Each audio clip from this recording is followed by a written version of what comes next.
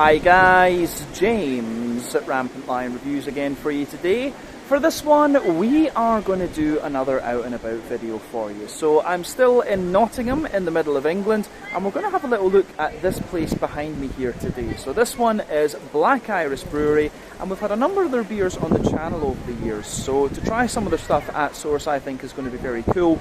These guys do a lot of really random styles that you don't see from too many other places, and they are one of the best known Nottingham craft breweries.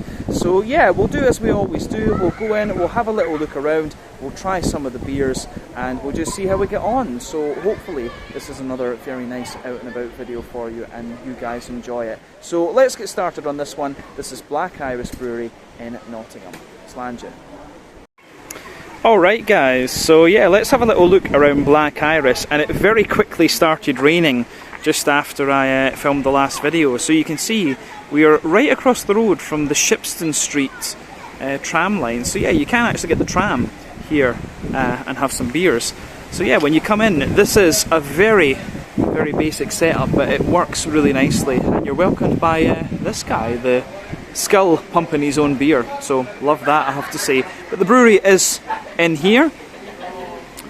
You come round here and you've got this lovely little kind of garden set up. The brewery is over here. We've got some very nice kind of power metal playing, and yeah, this is the whole tap room actually. It's just very much a kind of outdoor setup actually. Yeah, really nice. You're going to see this beer review in just a second. The Rocket Skates 9% New England Imperial, whatever you want to call it, IPA. Harry's moaning about the storm. Adam's talking about collaborations. And yeah, let's get started. And Harry wants to do his pedo face. But yeah, let's focus on the beer rather than Harry's pedo face. There we go. So yeah guys, Reggie behind the bar let me have a little closer look at the pump clips and things. So there you can see Little Nipper, New Barnes Stout beer, which is obviously very good.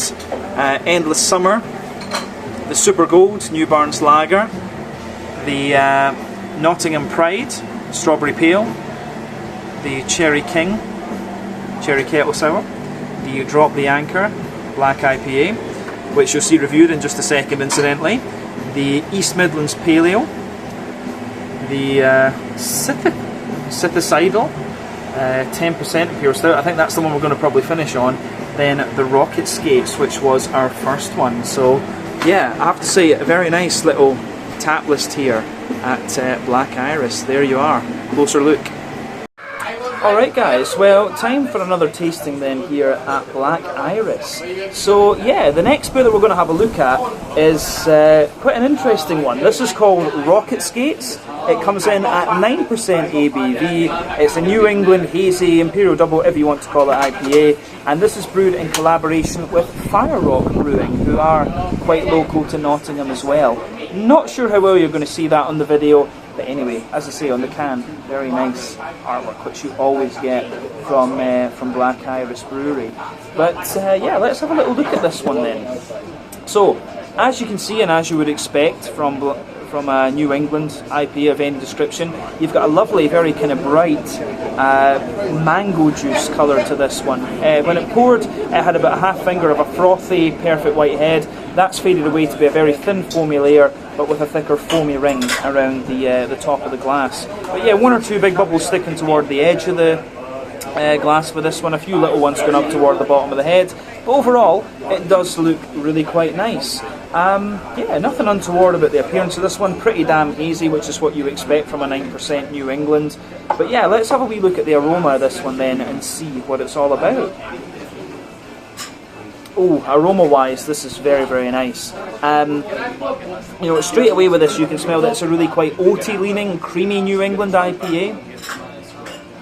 It smells absolutely great. You've got a lovely little bit of breadiness in there. Big oaty creaminess, like I said, a little bit of a bright floral aromaticity, and lovely juicy fruity character. So let's just break this down a little bit and describe it a wee bit more in depth. Yeah. So the backbone of the beer, lovely little bit of fresh white bready bread crust. On top of that, a little bit of Jacob's cream cracker, wee bit of woodiness as well. Yeah, a little bit of woodiness coming out of this one. On top of that, you have some really nice, you've got a little bit of brown bread of this, but very little. Quite a dense, fluffy, white bready character coming out of the beer. You can smell the wheat on top of that, just kind of densifying everything out. Bit of wheaty bitiness at the back of the nose, but a lot of kind of creamy, oaty character coming out of this one. It really is a very oaty leaning New England IPA, this. There's no doubt in my mind about that. Yeah. On top of that, a little bit of a Werther's Original butter candy, butterscotchy type thing, but yeah, the way that goes together is really, really nice. Yeah. On the green side of things, there's a little bit of earthiness there, but not too much. Nice bright floral aromaticity, lovely oily grassy sort of thing. And then yeah, the green component really is quite oily in this one, so I would not be surprised if there's a bit of cryo in this one. But it doesn't really, doesn't tell you whether it's cryo or what exactly is in this one. But I would not be surprised if this is a cryo hop, to be honest. Yeah. The way this goes together though is really nice. Fruity side of things, you've got a lovely little bit of passion fruit coming out of it, big oily juicy mango. On top of that, a little bit of apricot, bit of pineapple, some nice juicy orange, tangerine kind of notes coming out of this too. I wouldn't be surprised if this was something on the lines of like Idaho 7 or Mosaic or Amarillo or something like that. It smells very familiar in that sense, but you know, overall it smells like a really, really nice beer. So as I always say, take a bit of time to just enjoy the aroma of this one before you get stuck into it, but we're going to have a taste of this now, so let's get stuck in.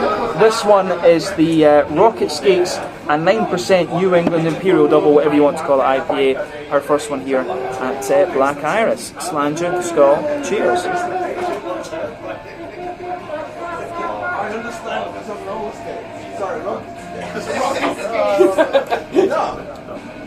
Oh yeah,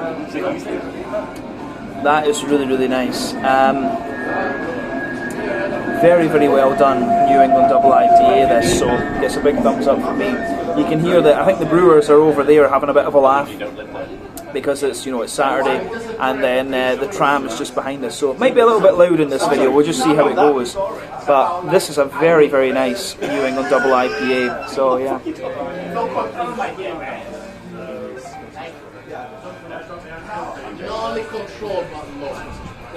But this is very good. Yeah, really impressed with this one, to be honest with you. Might be to take a can of this home and do a proper sit-down review of. But first impression of it is lovely balance between the wheat and the oats. Big, thick, smooth and creamy New England Double IPA. Good little bit of hoppy bitterness to it. And then you've also got the big juicy fruits, everything you want. So yeah, middle of the palate, then you get a lovely little bit of a kind of fresh white bready bread crust coming out of this one.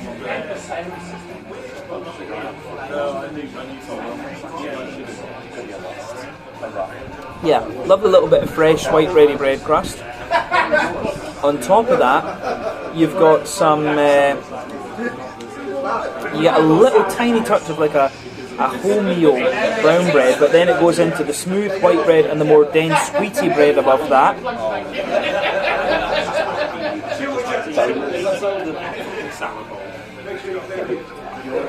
Further back from, well, on top of that more dense wheaty white bready sort of thing, you get you get a nice oaty creaminess out of this one. And this beer is very, very fresh because the oats are, you know, you can tell because the oats are very, very creamy. As you go out toward the edge of the palate, you get a little bit of dryness out of the oats, but in the dead centre of your palate, you can feel a little bit of that Werther's Original butter candy, butterscotchy sort of thing coming out of this one. But yeah, the flavour profile of this one, the malty side of things, is really nicely done. I'd maybe go as far as saying that's one of the most balanced, creamy New England IPAs that I've had in quite a wee while. That really is very, very nice actually, so it gets a big thumbs up from me. Yeah, malty and yeasty side of this beer really is very good, very oaty leaning, very creamy as I've said. On the hoppy side of things then,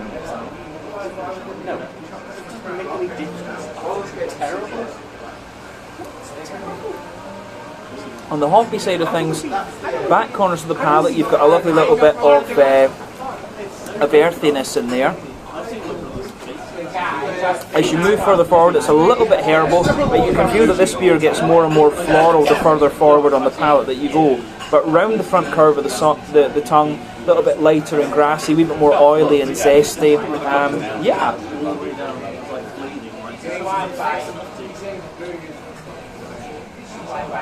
Yeah. This beer does have a good little bit of green component to it, and I think that works very, very nicely actually. Yeah, I do like how this goes together. It's a big thumbs up from me. Yeah, really good stuff. Let's look at the front third of the palate then, and the fruity side of things. So yeah, base of the front third of your palate, a little bit of kind of white bready bread crust base, smooth white bread above that, and then you get that nice oily bubble where the juicy fruity esters just roll their way out of the beer. So at the back of that front third of your palate, lovely kind of bigger, punchier passion fruit. As you move further forward, big juicy mango. In the centre of that front third of your palate, a little bit of dry apricot underneath, juicy pineapple on top. And then as you go into the front half of that front third of your palate, it gives you a more kind of juicy, orangey, tangerine type note. It really is a very, very nicely done beer, this one. Beautiful New England double IPA, this. It's very close to a triple IPA, this strength right enough, but I think it deserves the praise, this. But I think this is the first New England IPA I've had from Black Iris. I mean, my view of this brewery, if you can call it that, was a more malty leaning brewery. I've had red IPAs, black IPAs, imperial stouts from them before, and they've always been really nice. But they've kind of shown they can do the New England hazy very, very well too. Yeah, lovely beer this. Mouthfeel wise, top end of mid-bodied, bottom end of full-bodied. Carbonation is very, very smooth. The mouthfeel on this overall, I'd say, is a mix of smooth and kind of creamy. IBU-wise, I think this is about 40 or 50 IBUs. The malty side, we said, a bit of dryness, lovely smoothness, little touch of sweetness on top, and the fruity side of things. It leans toward that more tropical side of the spectrum, but it's got a lovely little bit of oiliness to it as well. But overall, a really, really nice New England double, nearly triple IPA this. So yeah, this one was the Rocket Skates, a 9% New England Hazy Imperial Double, whatever you want to call it, IPA, our first beer here at Black Iris Brewery in Nottingham. So yeah, very, very happy with that. Let's leave it there. Thank you for watching, and I'll catch you guys in a second with another taste. Slange just now. Alright guys, so very little quick look at the merch for you here. You can see some of the different Black Iris t-shirts. Very straightforward, as I say. This one's kind of cool with the elf wizard on it, but yeah, you've got the barrels on the other ones, and that's quite nice. And Labrador is still chilling, so that's quite nice. Alright guys, well, time for tasting number 2 then here at Black Iris. So our second beer is going to be Drop the Anchor, which is a 6.5% black IPA. So yeah, as you can see with this one, it's poured a lovely dark ebony rosewood, kind of chestnutty type colour. When it came out of the tap, it had about a half finger of a frothy, I would say kind of medium tan head. That's faded away, of course, to be a very sort of thin foamy layer, a little bit of wispy character on top, but then a nice kind of ring around the edge of the glass. Just going by the appearance of this one, I think it's going to be a little bit more of a kind of New England type black IPA, a little bit of wheat, a little bit of oat in here. You can see it's got a little bit of a hazy type character to it rather than being all barley malt. So yeah, as I say, for me there are 2 types of black IPAs, the West Coasters and the New Englands, and this is definitely, just by the look of it, more of a New England one. But yeah, not too much in the way of visible carbonation, 1 or 2 big bubbles sticking toward the side of the glass, a few little ones heading up toward the top there. Overall, it does look very nice. So yeah, let's have a little look at the nose of this one then and see what it's all about. Yeah, I mean, straight away with this beer, you can tell, yeah, New England black IPA. Yeah, good little bit of a kind of toasty, well-fired rye bread type bread crust. Not, you know, black and dry in a sense, more kind of sweet. Yeah, it has this sort of like pumpernickel rye bread type backbone to it, a little bit of woodiness, a little bit of nuttiness of course, but then on top of that you're getting some kind of wholemeal brown bready characters. As I say, a little bit of woodiness and nuttiness, and then above that you get a little bit of toasty, leathery brown sugar, a kind of sweeter, more oily caramel, bit of a treacle molasses type thing as well.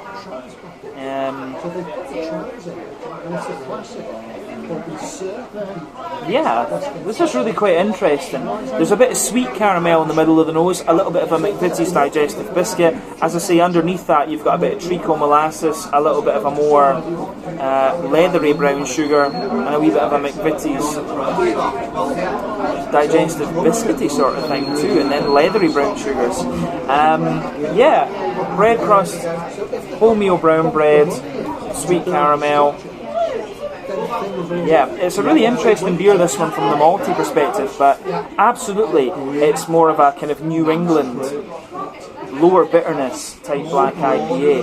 For me, this style back in the day when it was all barley malt, it benefited a bit more from being it benefited from being a little bit higher ABV, but some of the kind of smoother New England variants of this style, they're also pretty good. So I'm curious to see what this one is going to turn out like when we actually taste the thing.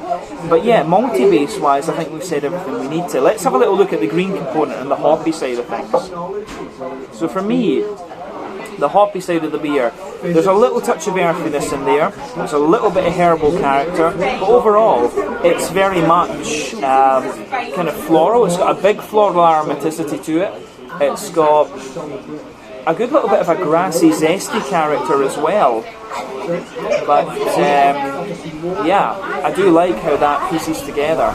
Quite an oily green component, generally speaking. Yeah, as I say, oily floral aromaticity, a little bit of a zesty, grassy sort of thing. Yeah, the green component has a good little bit of that zesty, kind of oily depth to it, which I do really like. In terms of the fruity side of things, it's actually very orangey leaning, which I wasn't expecting. I would not be surprised if this has a little bit of mosaic or a bit of Amarillo or something like that in it. I'm really not sure exactly how old this particular recipe is, but yeah, a lot of orange in this one. That's fair to say. Yeah, lovely big orangey character. Good little bit of, there's a little bit of a figgy, blackcurranty note underneath, but for me, the fruity side of things is mainly, oily and orange. But overall, aroma-wise, this is very nice. Let's have a taste of this one then and see what it's all about. So this is the Drop the Anchor, a 6.5% black IPA, our second beer here at Black Iris in Nottingham. Slàinte, skål, cheers.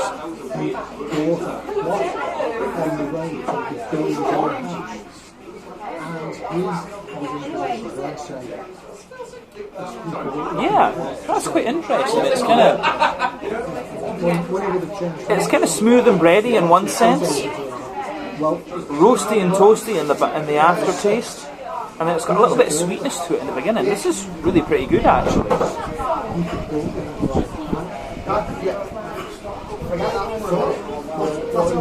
Yeah, solid black IPA actually. One of the things I've said many times about this style is that I think the old school kind of West Coast all barley malt type black IPAs are a bit better than the New Englandy ones, but this definitely works. So gets a thumbs up from me.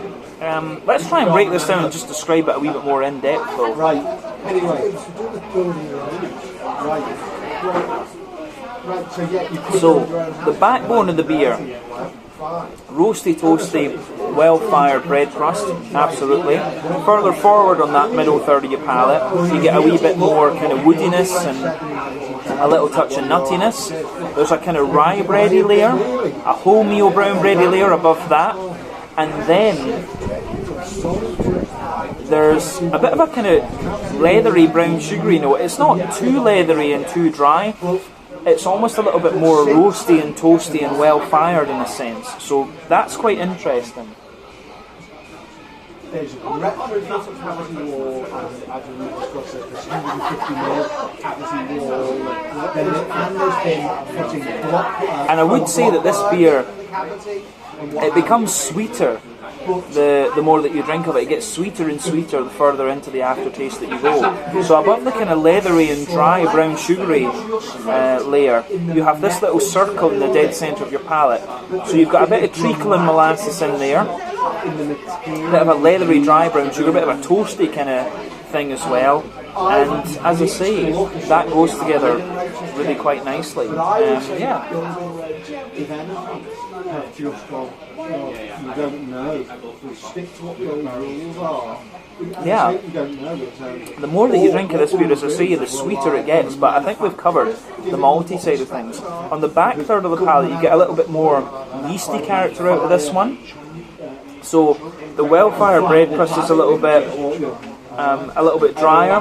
The rye bready layer is a little bit drier too. The wholemeal brown bready layer is a little bit taller. Then above that you get a wee bit more of the kind of really dry, roasty, toasty brown sugars, and then the yeasty character above that. The yeasty notes in this beer are very much more kind of farmhousey, brown bread, cracker, and stuff like that. But it works. It does work really nicely. Yeah.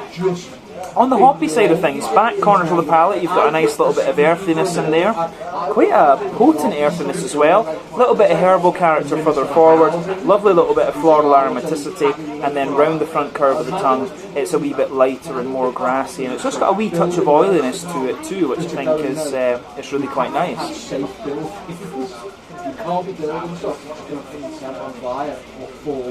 But yeah, on that front third of your palate, the base, you've got a little bit of roasty toasty, well-fired bread crust, a little bit of a wholemeal brown bready sort of thing. Above that, you get that nice oily bubble where the fruity juicy esters just roll their way out of the beer. And for me, it's kind of overwhelmingly orangey. Like, as I say, I would not be surprised if it's like Azaka or Mosaic or something like that that's in this beer.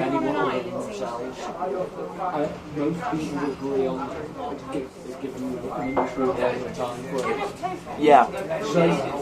For me, there is a little touch of red fruity character to this one, but the front third of your palate, there's a little bit of pineapple, there's a little bit of tangerine.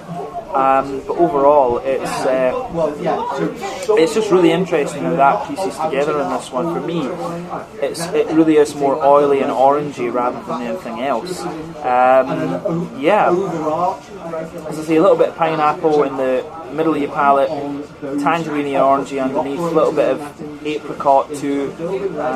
Yeah, apricot, pineapple, big tangerine orange, maybe a little bit of coconut too. I wonder, maybe there's a little bit of sabro in here.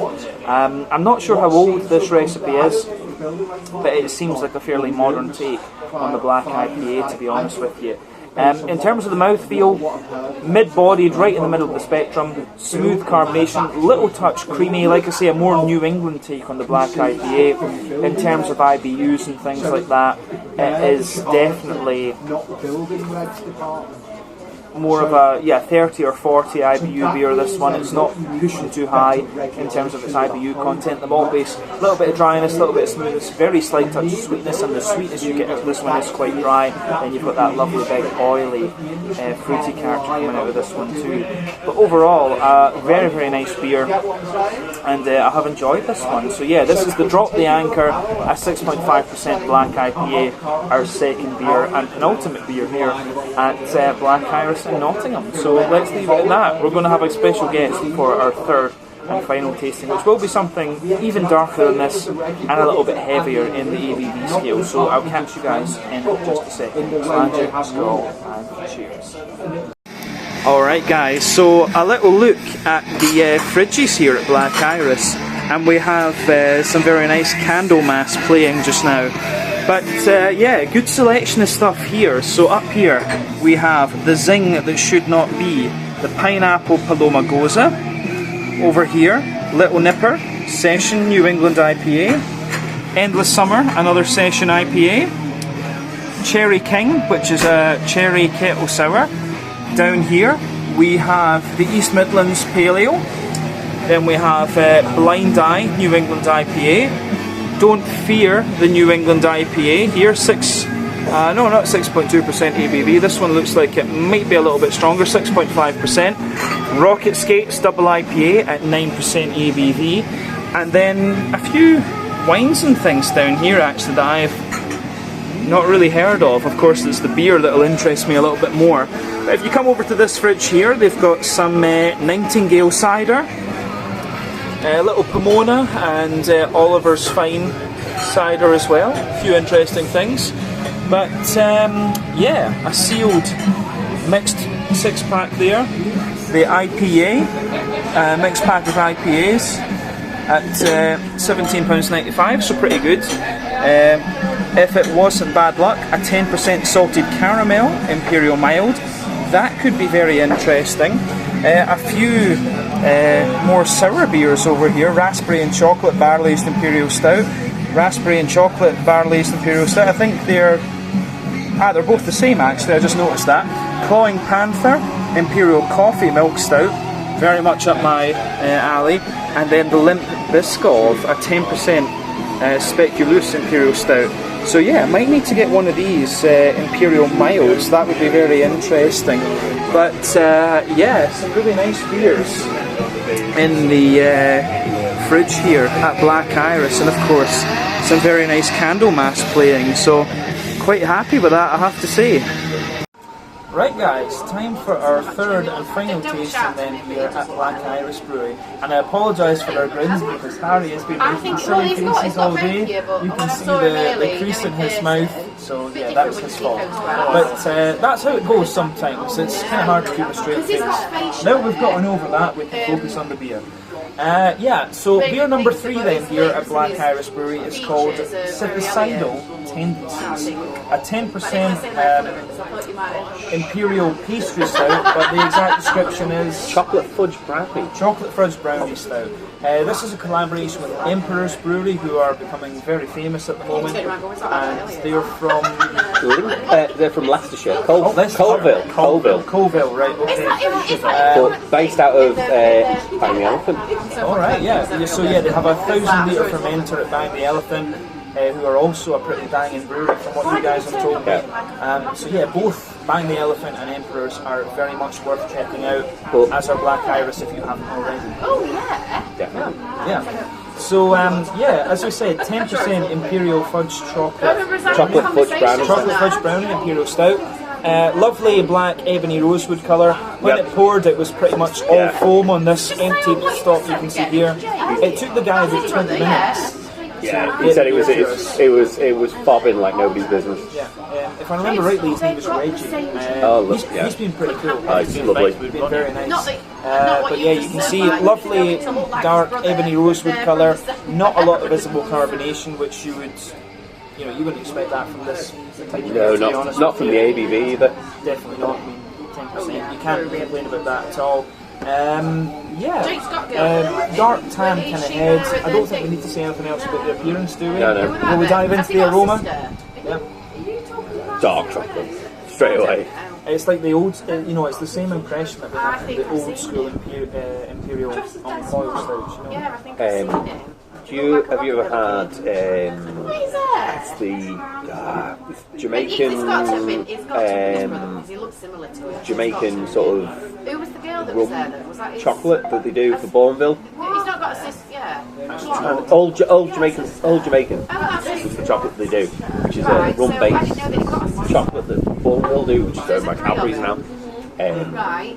Get that like a. I might well have done that at some point, but I honestly can't remember. So it's a red label chocolate. I mean, if we go at the aroma from like a really, it's very much you get wood in the base. Is this rum barrel aged? Did I remember right? This is a rum barrel aged version. Yeah. So you get that big North American oak thing, a little bit of vanilla, the rum's there obviously, and then it's like chocolate. So much dark chocolate. I find I get a lot of like treacle molasses. I get all these sort of, you're looking at 70% cocoa. Oh, I mean, there's chocolate in there, but for me, it's the rum barrel and the brown sugar. Oh, yeah, so that's the it. treacle molasses Yeah. comes out a lot. Yeah. The chocolate for me is there, but it's not the main focus. I wouldn't say fudge. I'm not getting any fudge whatsoever. I get a lot of fudge. I mean, he doesn't want to see anything. Go down the middle. Split the middle. You tell me what. They've got it there, and so opened it up, and I was like, You're both "It's one of spelling the original ones." things which When I googled it, I was like, typically "Oh, it's don't one of the really new ones." expect It's from more beer. from Jerry show. No. Do you know what it reminds me of? Like, Do you guys remember that Brown Eyed Keys fudge style? No. Who's that from? Brown Eyed Keys in the That Netherlands. Keys. famous brewery. Case. Yeah. Thomas Oaken's favourite brewery, Case. Yeah. Do you guys remember that? No, I've had quite a bit from them, but not that one. Chocolate fudge on that. Yeah, that's what this reminds me of. Do you not think? No, I've not had that one. It's not a little bit, but then there's also something just dropped off Not behind. body wise. Very- A little bit of that more modern granola pastry stuff. So much sweetness as well. I'm getting just a lot of sweetness. This is This is not like that. as much So go on sweetness as there. for me, because this just Got really it, please. drops off. It has sweetness and it goes, no, it goes like straight to like dark chocolate, Yeah. coffee, but it doesn't have anywhere near the same sort of sweetness as kind of case. I tried to, because I used to be able to just try and get like a little like. chocolate. You get more and more nuttiness out of this the further into the aftertaste. It's got a nuttiness, a woodiness to it. Yeah, a little bit. Very sweet A though. lot of treacle molasses, and for me maybe that's where you're not picking up the fudge. But I get a lot of vanilla fudge. I'm overstruck by the sweetness on the aroma. This is an extremely sweet style. Not a lot of hoppiness. No. Very slight. Almost nothing. grassiness. I get a very slight grassiness, but yeah, no. Fruity wise, sharp blackberry, but then otherwise nothing. I can't. Yeah, no. Unfortunately, that's shaded by the sweetness. Yeah, no, I mean, the malty sweetness takes over everything. Yeah. It's very much a modern pastry style. Yes. Absolutely. Especially on the imperial level. Oh yeah, absolutely. But for me at least, I would stick by. It reminds me of that case, chocolate fudge imperial style, whatever it's called. Have you guys got any other references? And then they've never The changed. Black Iris thing's done similar stuff. Put my fingers into my pies. That sort of sweetness level without the fruit. Yeah, without the fruit. Though, obviously that had a fruit element, and the fruit element here is not, for me, It's non-existent. not big and it's not tiny skinny. But when you got It's 8 interesting anyway. when we were in the Is 2000s, it about time to try this one? Yeah. So yeah, let's do this. The Cheers. name again, I forgot. Sympathetical and now I look back at it and I was tendencies. showing Cithicidal. That's it. Cithicidal. Yeah, we're going to fuck this up anyway, but slant you guys. Yeah. Cheers. but I have lost some weight, but I can't. Very sweet. Very, very sweet. That's a beast. It's lovely. It's a fucking beast. The alcohol is non-existent, but the sweetness is there in It's spades. got a fair bit of like Otherwise, I peanuts. wouldn't. Just coming off the cider as well, but it's not after and the beer anything before it was relatively I got- low. It's not ridiculously So it was in my left Really, hand I'm side, getting I don't- very, it's it's like almost like saccharine. I mean, went to if you think about it, if you go back to say 2015, 2016, when you first tried like 7 Noah years ago, I went or to some of these only I coil tried things, Yeah. came back. at this point in time, this is giving you a similar impact and a similar impression. It's a very candy, sweet. It's rich. There's a real kind of sweet corny note of that. Back, it goes all down my You left burst leg, into that bit of sweet down to corn. my throat. And the worst part is when I'm Which is sleeping, a now I have to I'm going to give a really lowbrow comparison. If anyone's had the Aero Caramel desserts, almost identical to that. So it's like very chocolatey caramel dessert. Yeah. No, I can get that. It's very much like, you know, the Maltese or the Galaxy McFlurry or something. It's very much like that. as No, well. but you're losing the vanilla. The vanilla is non-existent vanilla. Yeah. This is, I mean, pastry, sweet stouts, or whatever you want to call them, have developed a lot since 2015, 2016. Yeah. Noah, but Eon now, but whatever. This is very much, as of July 2023, when we're tasting sweetness than this. It's very much giving you the same impact that you would have had back then from... But probably much more sweetness. Oh yeah, no, that's what I mean. It's relative to the time. This thing, pastry stout all the way. Yeah, 100%. It doesn't taste as ABV. I don't think it tastes 10%. I think that's maybe hidden by the sweetness. Yeah, this would be very hard going to drink a 330 or a 440. Well, I think, well, we discussed before, it doesn't come in a 440 due to the thickness and the carbonation. Yeah. Serious sweet corn vines. Serious sweet corn vines. Really? Cool. I mean, for me, if you go to the backbone of this beer, but the backbone is like a cake edge, the edge of the cake, silky.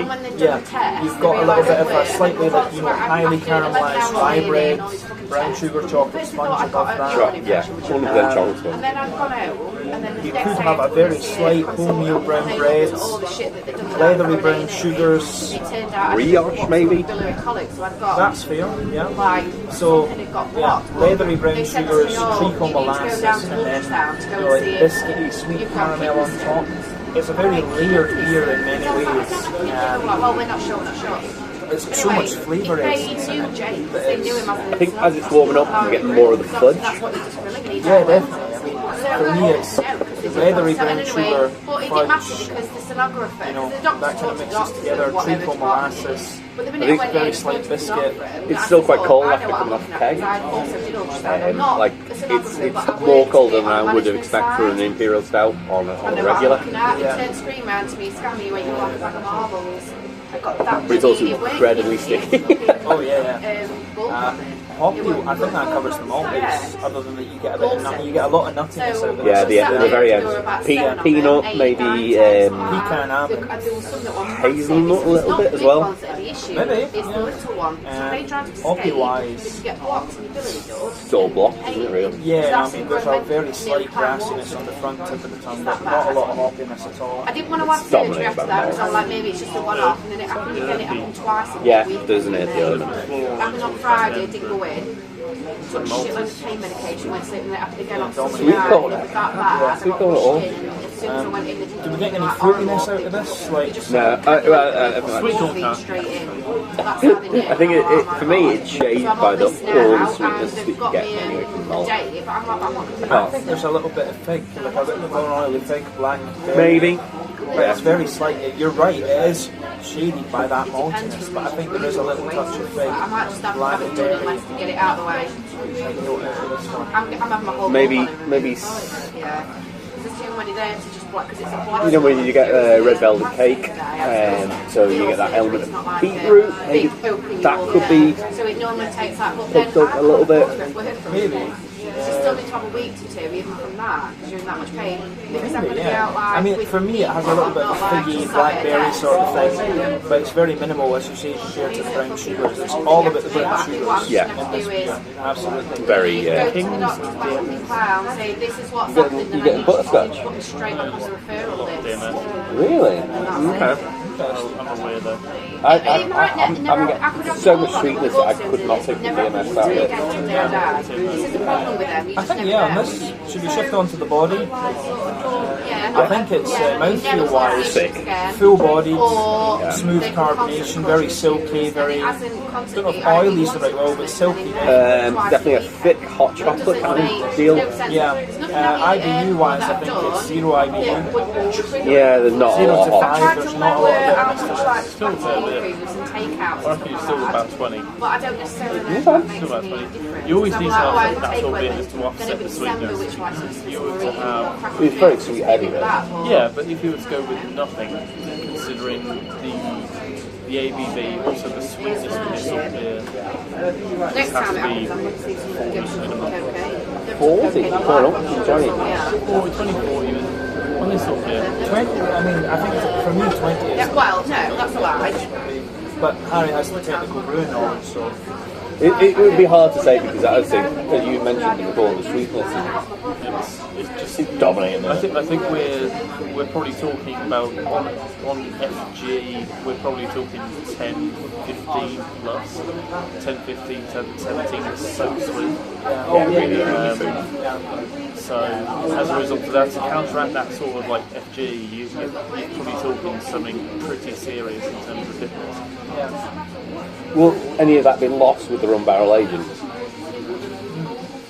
I almost forgot that it was rum barrel aged, to be quite honest with you, because it's that thick as it stands.